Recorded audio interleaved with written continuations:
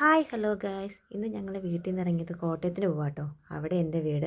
അങ്ങോട്ടേക്ക് പോകാൻ വേണ്ടി ഇറങ്ങിയതായിരുന്നു. ഒരു ഉച്ചയൊക്കെ കഴിഞ്ഞപ്പോഴാട്ടോ വീട്ടിൽ നിന്ന് ഇറങ്ങിയത്. ഓട്ടോയ്ക്ക് ഞങ്ങളെല്ലാവരും കൂടെ പോകുന്നത്. ഇടുക്കിയിൽ നിന്ന് കോട്ടയം വരെ ഓട്ടോറിക്ഷയ്ക്ക് പോകുന്ന ഭയങ്കര സീനാണ്, പ്രത്യേകിച്ച് പിള്ളേരെ ആയിട്ട് പോകുമ്പോൾ. ബസ്സിന് പോകണമെന്നാണ് വിചാരിച്ചത്, പക്ഷെ ഞാൻ ഛർദ്ദിക്കും, കിളിക്കുഞ്ഞും ഛർദ്ദിക്കും. പിന്നെ കുമ്പളി വന്നിട്ട് ഗുളികയൊക്കെ വാങ്ങിച്ച് കഴിച്ചിട്ടാണ് ഞങ്ങൾ അങ്ങോട്ട് പോയത്. കുറച്ചങ്ങോട്ട് കഴിഞ്ഞപ്പോൾ ഇക്കൂടനും കിളിക്കുഞ്ഞും നല്ല ഉറക്കമായിരുന്നു കേട്ടോ. പക്ഷെ തമ്പിക മാത്രം ഉറങ്ങിയില്ല.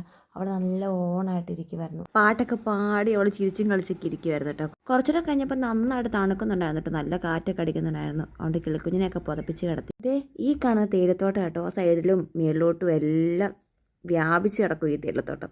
നല്ല രസമാണ് കാണാൻ. അങ്ങോട്ട് നിന്ന് ഇറങ്ങണമെന്നുണ്ടായിരുന്നു, പക്ഷെ നല്ല മഞ്ഞുണ്ടായിരുന്നു. അതുകൊണ്ടാട്ടോ ഇറങ്ങാൻ. ആ തേയിലത്തോട്ടം കഴിയുമ്പോൾ ഇങ്ങോട്ട് മാറി ഒരു പള്ളിയുണ്ട് കേട്ടോ. പട്ടുമല പള്ളി എന്നാണ് പേര്. നല്ല രസമാട്ടോ അവിടെ കാണാൻ. ഇതേ താഴോട്ട് ഇങ്ങോട്ട് പോരും തോറും നല്ല മഞ്ഞായിരുന്നു കേട്ടോ. വഴിയെല്ലാം കാണാൻ മേലാത്ത പോലെ മഞ്ഞായിരുന്നു.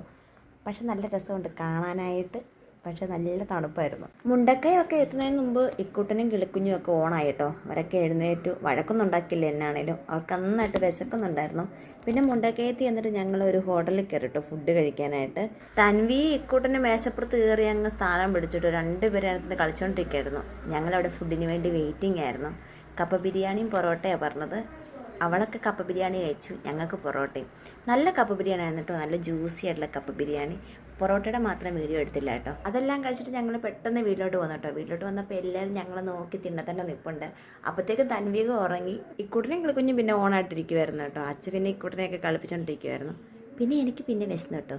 വീട്ടിലെ ചോറിനകത്ത് എങ്ങനെയാണ് ചോറും പയറും മോരും പപ്പടവും മീൻകറി എല്ലാം കൂടെ കൂട്ടി ഞാൻ ഫുഡ് കഴിച്ചു കേട്ടോ. അങ്ങനെ നീണ്ട നാളുകൾക്ക് ശേഷം അമ്മ ഉണ്ടാക്കിയ ഭക്ഷണം കഴിച്ചപ്പോൾ ഒരു സംതൃപ്തി ഉണ്ടായിരുന്നു കേട്ടോ. അത്ര നാളുകൾക്ക് ശേഷം കഴിക്കുന്നതുകൊണ്ടാണ് തോന്നുന്നു നല്ല ടേസ്റ്റ് ഉണ്ടായിരുന്നേ. അപ്പോൾ ഇന്നത്തെ വീഡിയോ ഇത്രയേ ഉള്ളൂ. Tata bye bye, see U.